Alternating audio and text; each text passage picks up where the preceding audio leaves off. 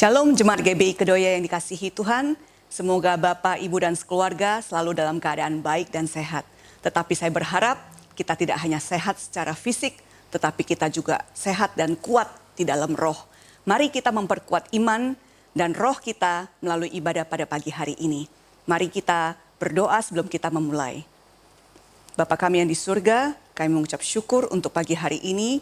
Jikalau kami masih hidup sampai saat ini, semua merupakan kasih karunia-Mu ya Tuhan. Kami berdoa biarlah kami boleh disegarkan melalui puji-pujian hari ini, dan roh kami juga boleh diperkuat melalui firman Tuhan. Kami serahkan Tuhan Yesus, setiap kami yang mengikuti ibadah ini, dimanapun kami berada, di rumah kami masing-masing, kami berdoa supaya urapan Tuhan turun ke atas setiap daripada kami. Terima kasih Tuhan, kami siap untuk mulai ibadah kami. Di dalam nama Yesus Kristus kami berdoa. Amin. Selamat beribadah. Tuhan Yesus memberkati. Shalom jemaat yang dikasihi Tuhan. Kita bersyukur pada hari ini kita bisa ibadah kembali. Dan saya mau mengajak Bapak Ibu pada hari ini untuk bersorak bagi Tuhan. Mari kita angkat pujian ini bagi Tuhan kita. Haleluya.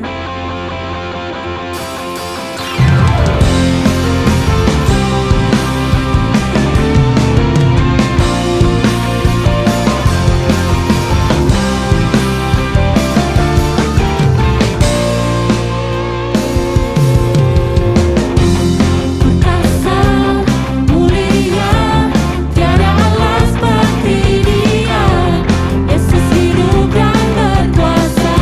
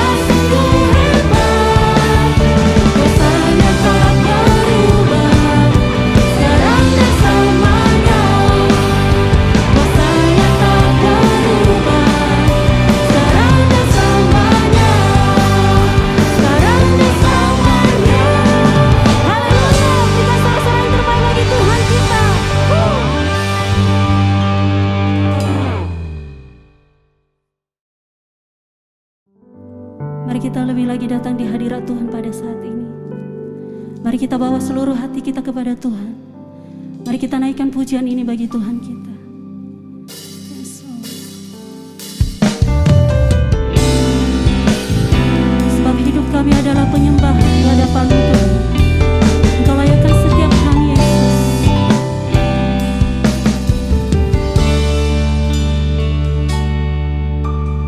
Pujian dan syukurku ku bawa padamu dengan rendah hati ku persembahkan.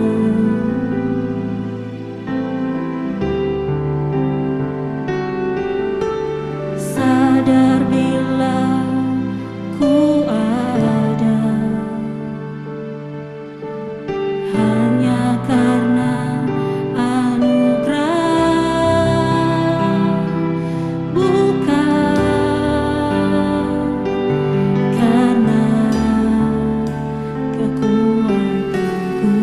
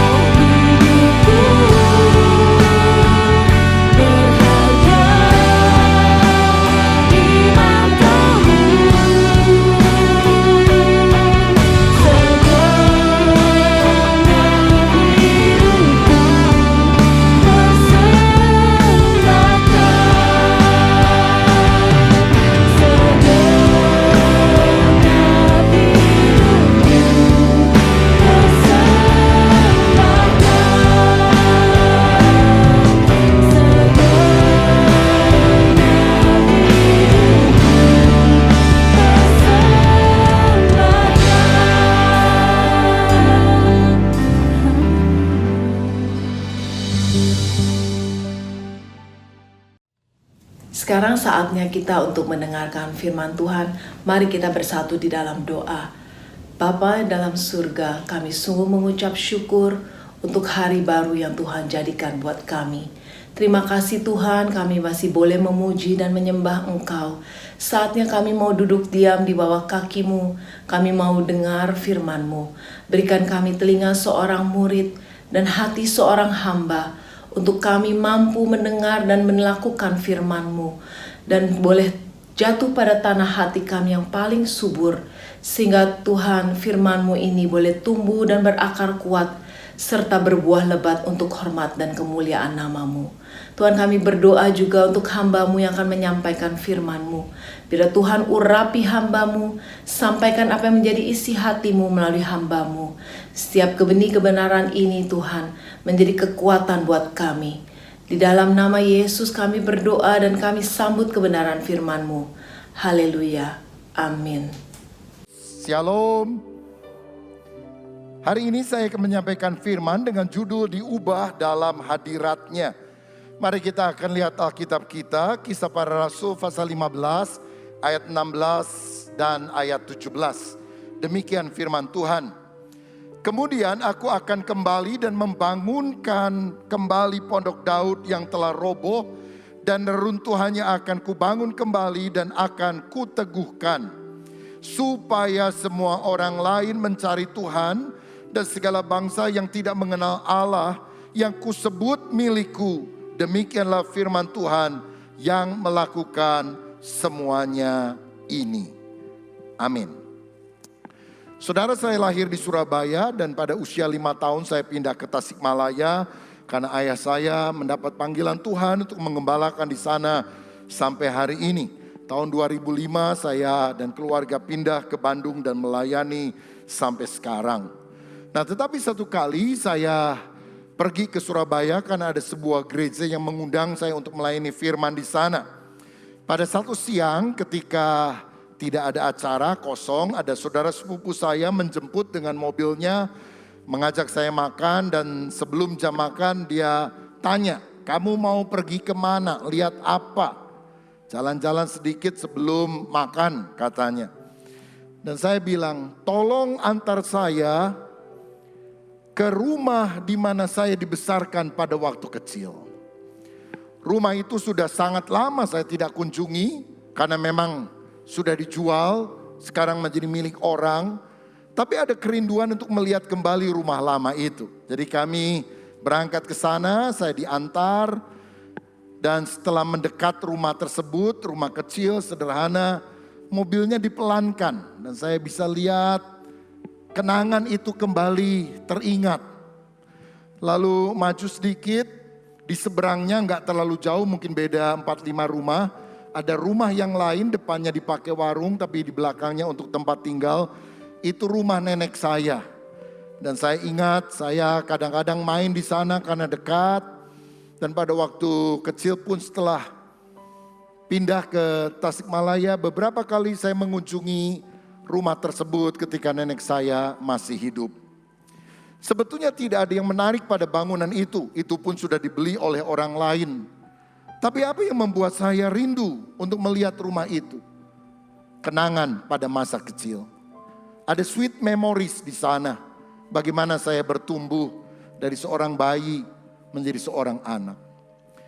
Saya merasa ada di antara saudara juga yang memiliki rumah masa kecil yang kadang-kadang saudara ingat. Dan itu yang kadang-kadang membuat kita rindu ingin mengalami suasana semacam itu. Kalau boleh saya pakai bahasa manusia, Tuhan satu kali teringat akan sebuah rumah favoritnya pada masa lampau. Sehingga dia berkata, "Aku akan datang kembali dan membangunkan pondok Daud, kemah Daud yang telah runtuh." Kenapa Tuhan rindu untuk kembali mengalami suasana di pondok Daud? Pondok Daud adalah sebuah tenda kecil yang dibangun oleh Raja Daud sebagai tempat the ark atau tabut perjanjian yang dulu pernah dicuri oleh orang Filistin tapi kemudian dikembalikan ke Israel. Saudara, zaman itu masih belum ada bait Allah. Tabernakel Musa sudah lama tidak ada. Jadi hanya tenda sederhana yang kemudian didirikan atas perintah Daud, dan ada tabut perjanjian yang melambangkan hadirat Allah di sana. Tetapi Tuhan sangat rindu dengan suasana itu. Dia tidak merindukan tabernakel Musa yang lebih original. Dia tidak merindukan bait Salomo yang mewah, yang hampir semuanya terbuat dari emas. Karena yang paling Tuhan cari bukan gedungnya, bukan bangunan atau tempatnya, tapi apa yang terjadi di sana. Pada zaman Daud, umat Tuhan berkumpul bersama-sama untuk menyembah Dia, mencari wajahnya, dan mereka berkasih-kasihan satu dengan yang lain antara Tuhan dan anak-anaknya. Ini adalah tempat love story, kisah cinta antara umat Tuhan dengan Allah, dan itu yang selalu dirindukan oleh Tuhan. Sehingga Tuhan seakan berkata begini, if you build it, I will come. Kalau kamu membangun lagi pondok itu, aku akan datang. Sekali lagi, bukan pondoknya, bukan tendanya yang menarik, tapi apa yang terjadi di sekitar tenda itu. Saya melihat di sini ada dua sikap Daud yang kemudian sangat menarik kerinduan hati Allah untuk hal itu terjadi lagi pada akhir zaman. Yang pertama, Daud adalah seorang raja yang merindukan kehadiran Tuhan. Dalam Mazmur 27 ayat 4 dia berkata, satu hal telah kuminta kepada Tuhan, itulah yang kuingini, diam di rumah Tuhan seumur hidupku, menyaksikan kemurahan Tuhan dan menikmati bait-Nya. Yang paling dirindukan oleh Daud adalah tinggal di dalam hadirat Tuhan. Dan karenanya Daud memberikan perintah kepada anak buahnya, ratusan jumlahnya, kadang ditambah dengan yang lain ribuan, saudara, untuk melakukan pelayanan musik, pujian, penyembahan, pelayanan mengaminkan di sekitar tabut perjanjian, di sekitar tenda itu. Dan mereka melakukannya selama 36 tahun tanpa henti siang dan malam. Saya bisa bayangkan tahun-tahun pertama ketika tabut kembali ke Yerusalem, orang akan berbondong-bondong jam berapapun, akan berdoa di sekitar tabut itu. Tapi setelah 3 tahun, setelah 5 tahun, saya rasa pada jam tertentu 12 malam, jam 3 dini hari, sangat sedikit orang yang ada di sana selain dari para pelayannya. Sehingga mungkin satu kali pemimpin pujian di Pondok Daud itu berkata kepada raja, "Raja, jam sekian jemaatnya sedikit. Bagaimana kalau kita kurangi saja? Kan sedikit yang datang, yang nonton hampir enggak ada, cuma kita-kita yang pelayanan." Dan saya rasa Daud akan sangat marah dan berkata, "Kamu tidak mengerti mengapa aku perintahkan kamu selalu menaikkan doa pujian penyembahan 24 jam. Karena satu-satunya yang boleh menonton hanyalah Allah di sorga. Kita melakukan ini bukan untuk menyenangkan jemaat, bukan untuk menyenangkan orang yang hadir. Kita melakukan ini hanya untuk menyukakan hati Tuhan." Itu sebabnya hal ini dilakukan terus-menerus. Dan Tuhan rindu hal semacam itu terjadi dalam diri umatnya. Dan Ibrani 10 ayat 19 memberikan kunci bagaimana kita bisa masuk hadiratnya. Jadi saudara-saudara, oleh darah Yesus kita sekarang penuh keberanian dapat masuk ke dalam tempat kudus. Yang membuat kita bisa bersekutu dengan Tuhan itu bukan pujian. Yang membuat kita bisa bersekutu dengan Tuhan adalah darah Yesus yang telah dikorbankan, sehingga kita manusia yang tidak layak dilayakkan karena kita percaya kepada Yesus. Jadi kita masuk karena darah Yesus, lalu kita membawa persembahan, kita membawa korban. Itulah pujian yang harus dilakukan kepada Tuhan. Dan saya mau katakan, waktu pujian dalam ibadah adalah waktu favoritnya Tuhan.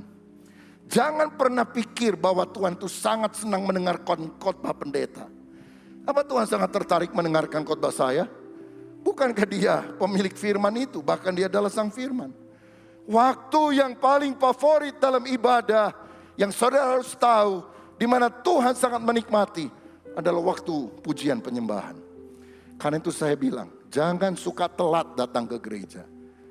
Kalau saudara datang menjelang firman, engkau sudah melewatkan bagian favoritnya Tuhan. Saudara datang ke gereja untuk apa? Menyenangkan Tuhan. Menyenangkan Tuhan lewat apa? Pujian penyembahan. Mengapa engkau tidak bisa datang lebih awal? Bukankah itu bagian favoritnya Tuhan? Bless the Lord, oh my soul. Pujilah Tuhan, hai jiwaku. Kata bless itu kalau secara letterlek bisa berarti memberkati. God bless you, Tuhan memberkatimu.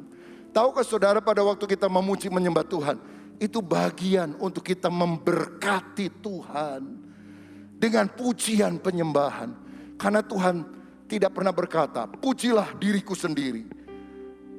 Kalau kita memuji Tuhan, kita melakukan apa yang Tuhan tidak bisa lakukan. Karena kita memberikan kemuliaan kepada Dia. Itu bagian favoritnya. Itu sebabnya mengapa Dia berkata, if you build it, I will come. Kalau kamu membangunnya, aku akan datang. Bukan membangun kemah, bukan membangun gedung, tapi membangun kerinduan rohani akan hadirat Tuhan. Dan Tuhan bilang, kalau aku temukan orang semacam itu, aku akan datang kepadanya. Sekarang ini ada banyak orang berusaha mencari the lost ark, di mana tabut perjanjian yang hilang. Itu nggak terlalu penting untuk Tuhan, karena Tuhan Maha tahu. Kalau Dia mau, Dia kasih tahu itu sama salah satu hambanya para nabi. Atau mungkin tabut itu sudah tidak ada memang. Tetapi yang Tuhan pentingkan bukan the lost ark, yang Dia cari the lost worshiper, penyembah yang hilang. Karena itu kepada wanita Samaria Dia bilang, kamu tahu nggak Bapak saya itu yang di sorga cari apa yang paling penting? Penyembah. Kenapa penyembah yang dicari? Karena langka, saudara. Dan Daud adalah orang yang mengerti hati Allah. Dia mempersembahkan pujian dari hati yang sungguh cinta kepada Tuhan sebagai ganti daripada korban bakaran. Dan Allah tidak marah, saudara. Kenapa? Karena Allah mengerti hatinya Daud. Mazmur 51 ayat 17 sampai 19. Bukankah di tabernakel Musa yang harus dipersembahkan adalah korban bakaran? Daud juga melakukan hal itu. Tetapi yang paling sering korban pujian. Kenapa hal itu diganti? Lihat Mazmur 51 ayat 17 sampai 19. Ya Tuhan, bukalah bibirku supaya mulutku memberitakan puji-pujian kepadamu. Sebab engkau tidak berkenan kepada korban sembelihan. Sekiranya ku persembahkan korban bakaran, engkau tidak menyukainya. Korban sembelihan kepada Allah ialah jiwa yang hancur, hati yang patah dan remuk. Tidak akan kau pandang hina ya Allah. Saudara-saudara, di tabernakel Musa, betul orang Israel berjalan di padang pasir. Tabernakel Musa itu terdiri dari 3 bagian. Pertama halaman, orang Israel boleh masuk ke sana. Yang kedua ruang suci, hanya imam yang boleh masuk ke sana. Dan yang ketiga yang paling sakral, ruang maha suci. Imam tidak boleh masuk, hanya imam besar yang terpilih setahun sekali boleh masuk. Pada hari raya Grafirat, pendamaian, atau kalau sekarang Yom Kippur. Kalau ada imam yang berani-berani nyelonong masuk ke sana, tidak pada waktu yang Tuhan tetapkan, hukumannya adalah mati. Kenapa ada pemisahan untuk masuk ke ruang maha suci? Karena dosa. Dosa itu penghambat sehingga manusia tidak bisa masuk ke hadirat Tuhan. Tapi waktu Yesus datang, sesuatu yang luar biasa terjadi. Dia mati di atas kayu salib. Dia yang tidak berdosa menanggung dosa manusia. Dan waktu Yesus mati, Alkitab bilang, lihat tabir bait Allah terbelah menjadi 2. Sehingga orang bisa kapanpun masuk ke ruang maha suci, ketemu dengan Tuhan, mengalami hadirat Tuhan di sana. Karena apa? Pada dasarnya Tuhan ingin keintiman, keakraban. Tidak ada hambatan antara kita dengan Dia sebagai Bapa. Bapa tidak mau terpisah dari kita anak-anaknya. Karena Dia sangat mengasihi kita. Dan itu bisa terjadi karena darah Yesus yang telah rela berkorban telah membelah tabir tersebut. Tahukah saudara ketika Tuhan menciptakan alam semesta, Dia juga menciptakan malaikat untuk menyembah Tuhan. Kita tahu bahwa Lucifer adalah pemimpin paduan suara sorga. Tapi Lucifer satu kali berontak karena dia pikir kenapa Tuhan yang harus disembah. Mendingan saya aja, saya gerakan anak buah saya, nyembah saya. Dan karena itulah setan dibuang dari sorga menjadi iblis, musuh Allah yang paling utama. Saudara-saudara, mungkin setan kemudian bilang gini, oke, saya diusir keluar, gak apa-apa. Tapi sorga sepi loh tanpa kita. Kita kan yang suka nyembah Tuhan. Sekarang kita diusir, gak ada tim pujian penyembahan yang bisa menggantikan kita. Kalau gak ada gue gak rame, kira-kira seperti itulah setan bilang. Tuhan bilang tunggu, aku tahu apa yang harus aku lakukan. Dia ambil dengan tangannya debu tanah, dia hembuskan nafas Allah, fuh, dan terciptalah manusia. Dan tahukah saudara, kita diciptakan untuk apa? Menggantikan peran Lucifer untuk menyembah dia. Jadi yang setan paling tidak suka adalah kalau kita menyembah Tuhan. Setan gak masalah gereja gedungnya bagus. Setan gak masalah kita datang anggotanya banyak. Yang setan ingin halangi orang yang ke gereja, jangan sampai nyanyi nyembah Tuhan deh. Kalau cuma datang ke gereja lihat kiri lihat kanan, orang lagi penyembahan kita diam saja, gak berbahaya buat setan. Kenapa setan sangat tidak ingin umat Tuhan menyembah dia? Karena itu yang diinginkan oleh Lucifer, penyembahan kita. Sehingga ketika kita menyembah Tuhan itu membuat panas hati Lucifer. Karena itu adalah impiannya yang tidak pernah terwujud. Itu adalah tugasnya yang telah direbut oleh manusia. Sehingga kita harus tahu di tengah pujian, itu waktu favorit Tuhan. Dan pada waktu favorit Tuhan itu jangan saudara tidak hadir. Dan kalau engkau sudah hadir jangan nyanyi gak sepenuh hati. Karena setan akan berhasil dengan strateginya. Saudara gagalkan strategi setan. Karena kita tahu apa artinya pujian penyembahan. Kita ingin memberikan selalu yang terbaik kepada Tuhan. Yang layak untuk menerima segala hormat, pujian, kuasa, kemuliaan sampai selama-lamanya. Malaikat diciptakan sebagai makhluk roh.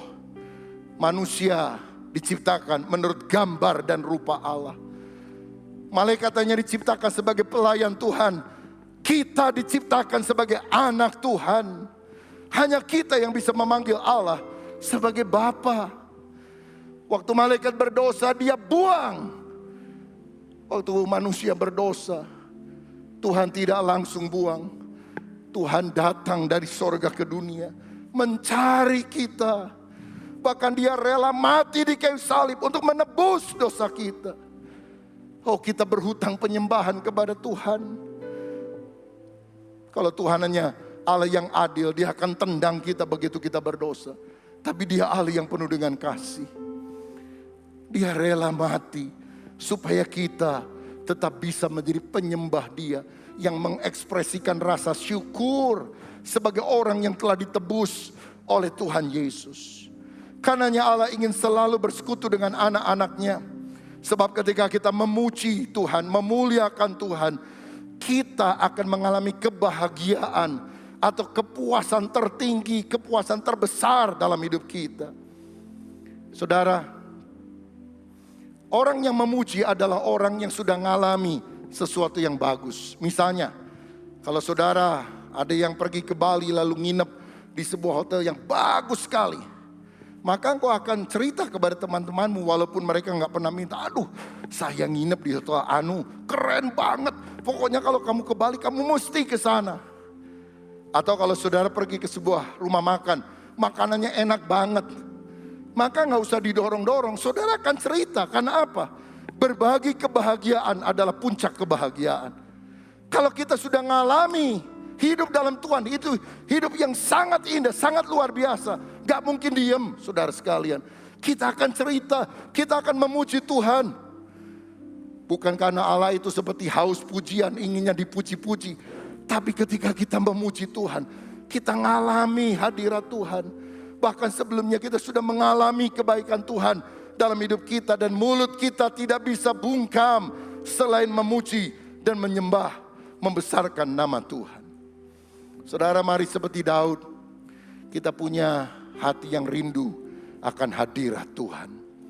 Itu yang membuat Tuhan rindu kepada rumah favoritnya ketika orang-orang bersekutu untuk memuji menyembah Dia.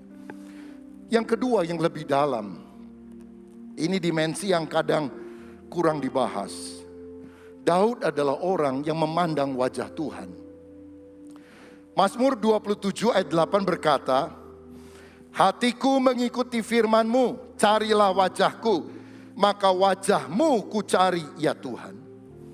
Dia rindu hadirat Tuhan dan dia mencari, memandang wajah Tuhan. Bukankah dalam 2 Tawarik 7 ayat 14 Tuhan juga pernah berfirman, dan umatku yang atasnya namaku disebut merendahkan diri, berdoa dan mencari wajahku, lalu berbalik dari jalan-jalan yang jahat, maka aku akan mendengar dari sorga dan mengampuni dosa mereka serta memulihkan negeri mereka. Tuhan ingin agar kita mencari wajah Tuhan. Kenapa dikatakan mencari wajah Tuhan? Saudara, kalau kita ngobrol sama orang, yang kita lihat itu apanya? Kakinya, tangannya, bukan, wajahnya. Karena wajah adalah gerbang komunikasi dan relasi. Ketika kita bicara sambil memandang satu dengan yang lain, ada pertukaran pikiran, ada kesesuaian hati. Jangan hanya cari perbuatan tangan Tuhan, mujizatnya, berkatnya, pertolongannya, tapi cari wajah Tuhan, cari pribadinya. Kita ngerti pikirannya, kita ngerti hatinya. Sebab di dalam Mazmur 13 ayat 2 dikatakan kalau Tuhan menyembunyikan wajahnya, maka berarti kita tidak mengalami hadirat Tuhan. Berapa lama lagi Tuhan kau lupakan aku terus menerus? Berapa lama lagi kau sembunyikan wajah-Mu terhadap aku? Apa artinya menyembunyikan wajah? Kita ke gereja, kita doa, kita melakukan apapun, kita nggak ngalami Tuhan. Ikabod, telah hilang kemuliaan Tuhan dari umatnya. Tetapi kalau kita sungguh memandang wajah Allah, menghadapkan wajahnya kepadamu, menyinari engkau dengan damai sejahtera, itu artinya Tuhan berkenan kepada kita. Saya ingin perkenalkan saudara pada satu istilah Latin, coram Deo. Coram Deo artinya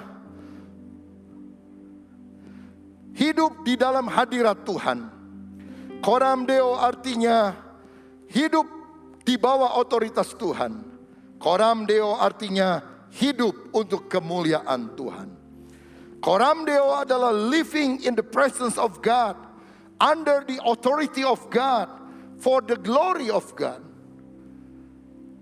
Dan ini yang kita akan lakukan kelak di sorga. Coram Deo, kita akan hidup selalu di hadirat Tuhan, di bawah otoritas Tuhan, dan untuk kemuliaan Tuhan. Dan bukankah kerajaan Allah itu harus datang bukan hanya di sorga, tapi harus dimulai dari bumi. Dan di bumi inilah kita harus selalu coram Deo, selalu ingat apapun yang kita lakukan adalah untuk kemuliaan Tuhan. Di perjanjian lama orang yang memandang wajah Tuhan akan mati. Tapi di perjanjian baru ada kabar baik. Yohanes 1 ayat 18, tidak seorang pun yang pernah melihat Allah, tetapi anak tunggal Allah yang ada di pangkuan Bapa, dialah yang menyatakannya. Berarti kalau kita melihat Yesus, kita melihat Allah Bapa yang penuh dengan kemuliaan itu. Ada satu ayat yang indah yang saya mau bagikan. 2 Korintus 4 ayat 6. Sebab Allah yang telah berfirman, dari dalam gelap akan terbit terang. Ia juga yang membuat terangnya bercahaya di depan hati kita, supaya kita beroleh terang dari pengetahuan tentang kemuliaan Allah yang nampak pada wajah Kristus. Kemuliaan Allah itu bisa kita lihat di mana? Pada wajah Kristus. Orang yang melihat wajah Kristus, dia melihat kemuliaan Allah. Saya yakin bahwa kebahagiaan terbesar bagi kita umat yang percaya adalah kelak pada waktu Yesus datang kali kedua, kita akan memandang Dia dalam keadaan yang sebenarnya. 1 Yohanes 3 ayat 2. Memandang Dia muka dengan muka. Sekarang kita cuma memandang samar-samar. Memandang tidak seperti keadaan yang sebenarnya. Tetapi bagaimanapun juga, walaupun samar, saat ini kita bisa memandang Yesus dengan mata iman. Lewat apa? Imajinasi pikiran yang telah dikuduskan oleh Roh Kudus.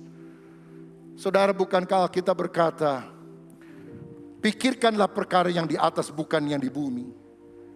Apa itu memikirkan perkara yang di atas? Cuma mikirin sorga, jalannya dari emas, pintu gerbangnya dari mutiara.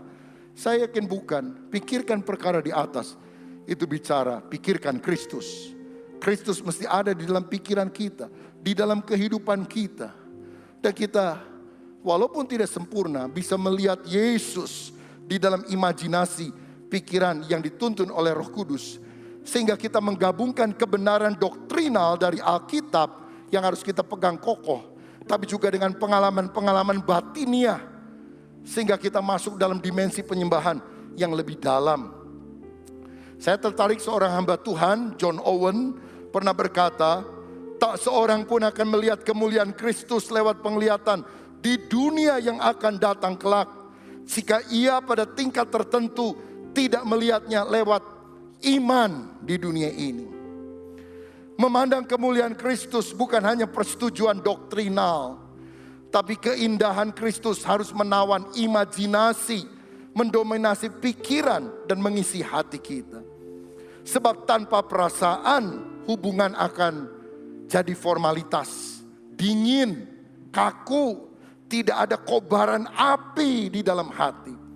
Tapi tanpa kebenaran, maka kita akan percaya kepada tahayul, jatuh pada penglihatan-penglihatan yang aneh dan keliru. Karenanya tepat sekali firman mengajarkan supaya kita menyembah Bapa dalam roh dan kebenaran. Roh dan kebenaran. Saudara-saudara, jadi waktu kita berdoa, kalau kita ingin masuk dalam dimensi yang lebih dalam, pikirkan Kristus di dalam imajinasi saudara yang telah dikuduskan oleh Tuhan sendiri. Semua yang benar, semua yang mulia, semua yang agung, semua yang luhur, pikirkanlah semuanya itu. Pikirkan perkara di atas, di mana Kristus duduk di sebelah kanan Allah. Itulah memandang wajah Tuhan. 2 Korintus 3 ayat 17 dan 18. Sebab Tuhan adalah roh, dan di mana ada roh Allah, di situ ada kemerdekaan. Dan kita semua mencerminkan kemuliaan Tuhan dengan muka yang tidak berselubung.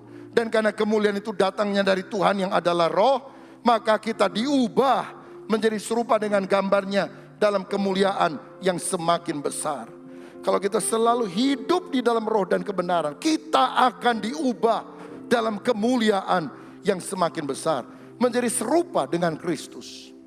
Karena itu selalu alami Roh Kudus lewat apa? Dua hal ini, worship, penyembahan, dan yang kedua adalah firman. Nyembah Tuhan, baca firman. Nyembah Tuhan, baca firman. Saya katakan tingkat pengenalanmu akan Tuhan melalui firman akan menentukan tingkat penyembahanmu kepada Tuhan. Engkau tidak akan bisa sungguh-sungguh menyembah Tuhan lebih dalam kalau engkau tidak mengenal firman. Karena itu baca firman setiap hari. Tapi ingat, Roh Kudus dan firman itu kita akan alami ketika kita hidup di dalam kebenaran yang Tuhan ajarkan. Kalau kita suka menyembah Tuhan, suka membaca Alkitab, kita akan makin mengasihi Tuhan. Dan orang yang makin mengasihi Tuhan akan makin serupa seperti Yesus. Karena kita akan menjadi seperti apa yang kita sembah. Seperti seorang bapak gereja yang bernama Agustinus yang pernah berkata, I am what I love. Aku adalah apa yang aku kasihi. Semakin saudara mengasihi sesuatu atau seseorang, semakin saudara akan mirip dengan sesuatu atau seseorang yang saudara kasih itu. Nearness is likeness. Semakin dekat, semakin kita serupa. Jadi kalau kita mengasihi Tuhan, kita akan makin mirip dengan Tuhan. I am what I love.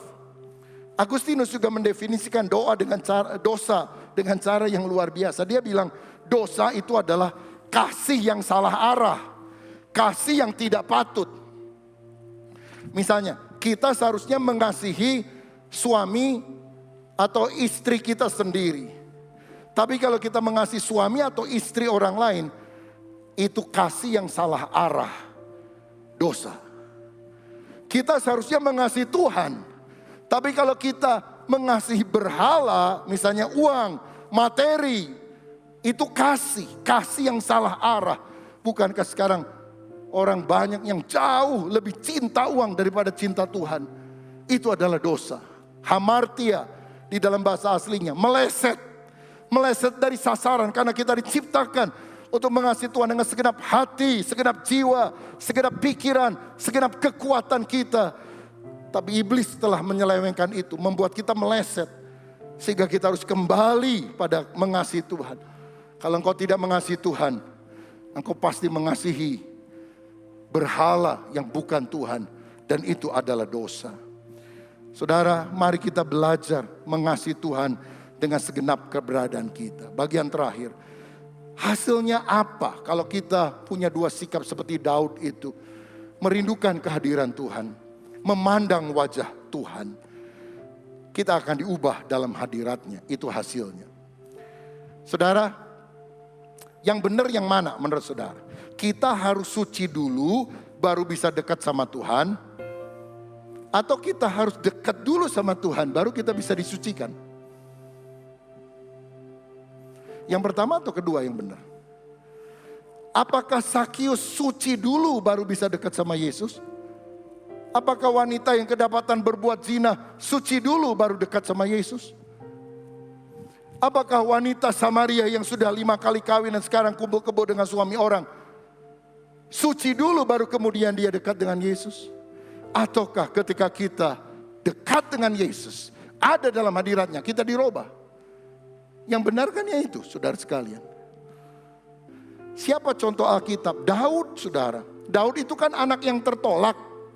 Karena pada waktu Samuel datang mau mengurapi salah satu anak daripada Isai, semua diundang kecuali Daud.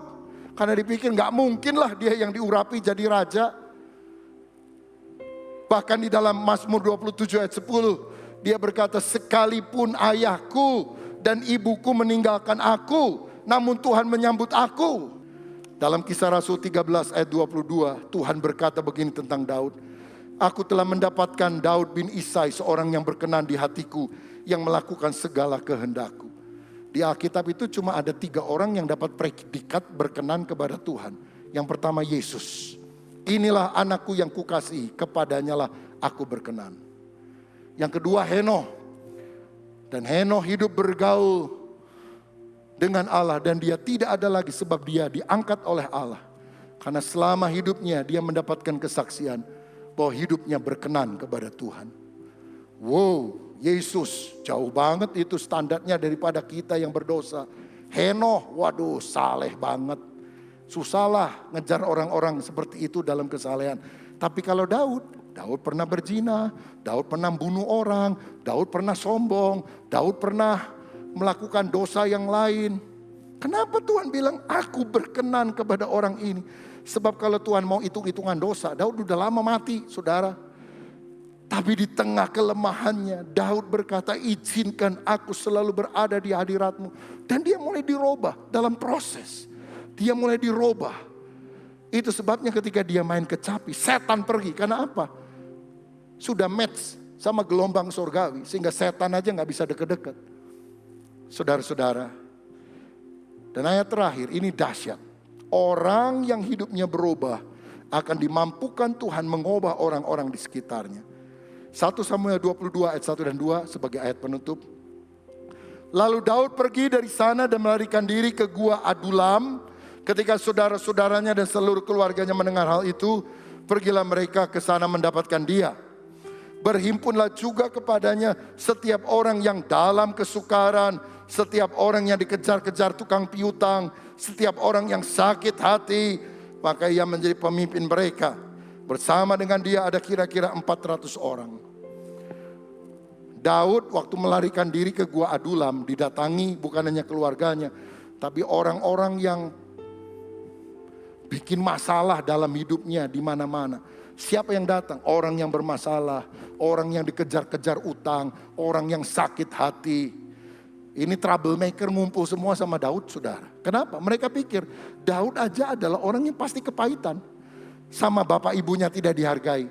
Sama Saul yang ditolongnya mati-matian. Berkali-kali ingin dibunuh. Pasti Daud kepahitan. Udah cocoklah saya gabung sama dia. Membentuk BSH, barisan sakit hati. Tapi Alkitab menunjukkan 400 itu bergaul sama Daud. Diubah oleh Tuhan melalui Daud. Jadi 400 pahlawan Daud yang perkasa, yang selalu menang di dalam peperangan. Dan Daud tidak menunjukkan sakit hati. Ketika satu kali Saul yang mengejar dia sedang tidur dan tidak sadar, Daud dekat dengan dia. Anak buahnya berbisik, bunuh dia. Tuhan telah memberikan kesempatan kepadamu. Oh, pakai nama Tuhan lagi, saudara. Tapi Daud bilang apa? Jangan mengusik orang yang diurapi oleh roh Allah. Daud gak mau bunuh Saul. Karena apa? Hatinya sudah beres. Saya mau bilang, kalau engkau masih hidup dalam kepahitan, itu tanda yang paling jelas engkau bukan penyembah yang sejati. Sebab penyembah yang sejati seperti Daud, walaupun ada alasan untuk sakit hati, saudara.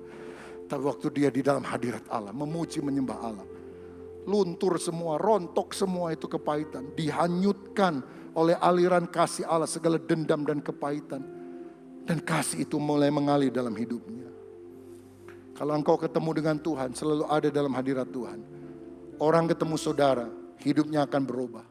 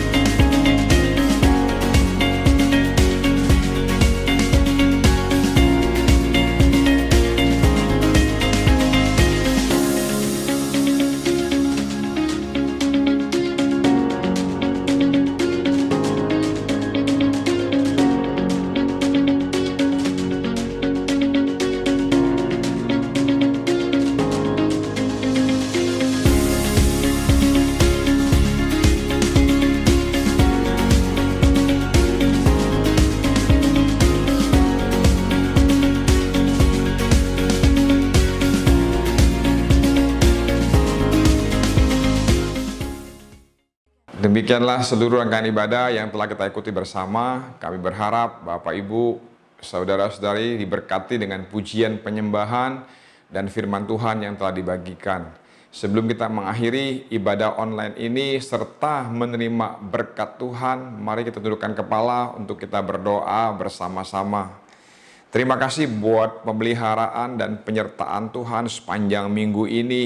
Kami terus berdoa biarlah firman Tuhan yang disampaikan menjadi kekuatan, pengharapan bagi kehidupan kami.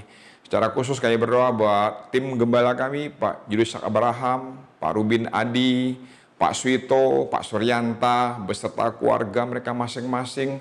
Biar Tuhan senantiasa memelihara hidup mereka, menyertai mereka agar dimanapun mereka boleh berada, mereka tetap menjadi panutan, teladan, dan soko guru bagi banyak orang. Memberkati seluruh jemaat Tuhan yang ada di Kedoya, Tuhan, biarlah Engkau yang senantiasa mencukupkan apa yang mereka butuhkan, agar mereka senantiasa dapat menikmati hari-hari hidup mereka dengan penuh ucapan syukur. Bahkan Tuhan juga beri kekuatan agar mereka dapat membangun harmonisasi pelayanan dalam keluarga, agar mereka juga boleh menjadi berkat bagi lingkungan mereka masing-masing. Memberkati bangsa dan negara kami, Berdoa buat pemerintahan Pak Jokowi, para menteri, serta jajarannya.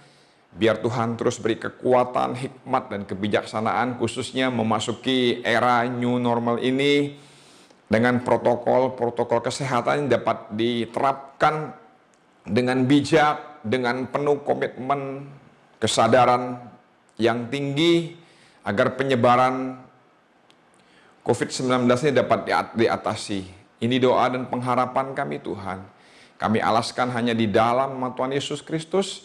Kami mengucap syukur dan kami telah berdoa. Haleluya. Amin. Saudara, saya percaya kita semua diberkati dengan ibadah online kita pada hari ini. Angkat tanganmu, angkat hatimu, dan terimalah berkat Tuhan. Biar berkat daripada Allah Bapa, kasih daripada Tuhan Yesus Kristus, persekutuan dan penghiburan dari Roh yang Kudus biar itu tinggal di dalam hidup saudara dan saya. Sehingga setiap di antara kita boleh mewarnai hidup ini dengan terus berpegang kepada Tuhan dan firman-Nya, supaya kebenarannya menerangi kehidupan kita semua dari saat ini bahkan sampai selama-lamanya. Yang percaya bersama-sama kita katakan amin. Tuhan memberkati. Salam sehati.